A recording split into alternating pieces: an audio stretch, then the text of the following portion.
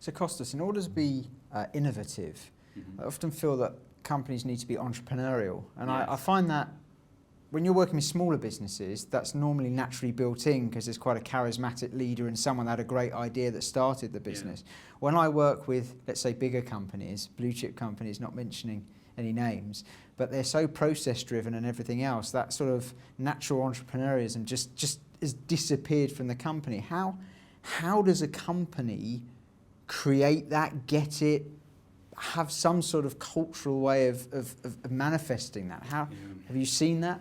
Can it be done? It can be done.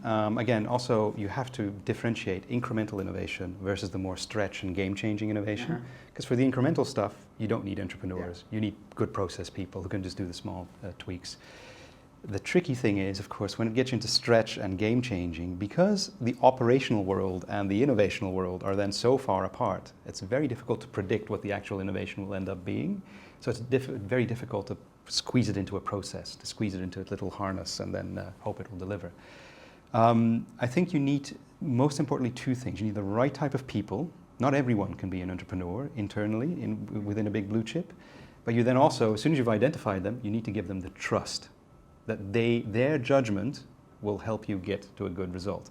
That's probably the most difficult thing for big organizations to do, to let go a little bit of the, let's say, the strings and say, you as a little guerrilla unit almost, internally, we trust you, your judgment to get to the right place with this process. And then all you need to do is find the entrepreneurs, and they're very easy to find because they are usually not the loud extroverts. They're not let's say the Bransons walking around. No, they're probably quite introvert. Funnily enough, they know what luck looks like. So if you offer the opportunity, they'll come and look for you because they know something's going on. And the third thing, which is really interesting about entrepreneurs, is they know they're right. And if they know they're not right, they know they can make it right. So those characteristics, you can actually probably look around your teams and wonder who has these traits.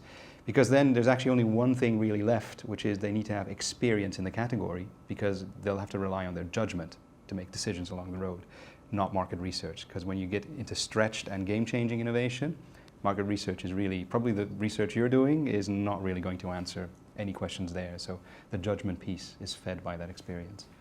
So let's say you've identified these people and you've got them. One of the things that I also find in bigger organisations, again, I'm generalising, but in smaller ones I don't think it's so much of an issue, is this kind of fear of failure. Of when you start to get into the stretch and the bigger innovations, actually it's sometimes it's okay to have some bad ideas along the way because they help you get to the good ones. But in my experience, blue chips, they want the answers and they want them now and there is no room. And that's not a culture that allows for innovation to happen. So how do you allow people to fail, create room for them to fail? Have you got experience of sort of creating some sort of environment where that can happen?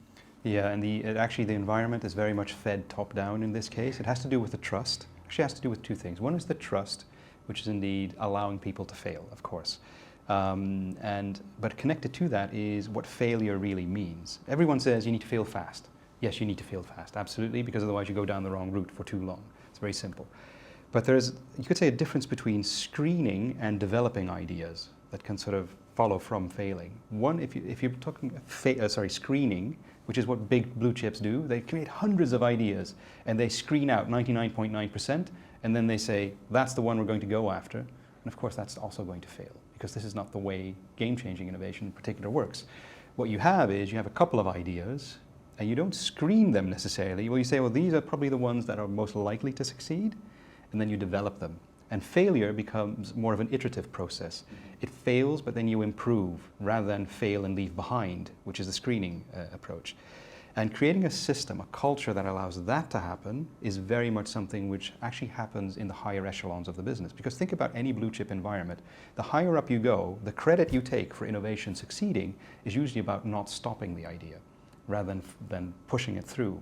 And that's the sort of the reverse order which needs to happen, is from top down saying, we're going to innovate our way out of trouble here.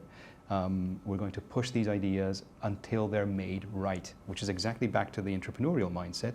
You know you can make it right, rather than hoping it's right and just needing to give it some time. No, it's those iterations you need to take your team on.